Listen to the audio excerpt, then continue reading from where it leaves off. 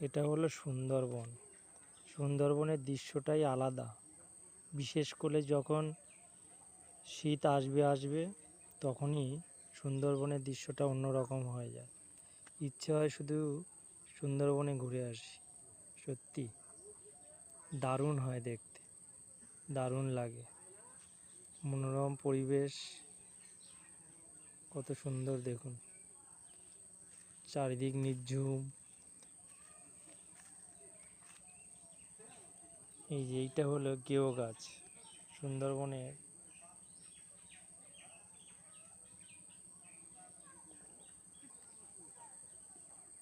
দেখুন দৃশ্যটা কেমন, দেখুন সত্যি।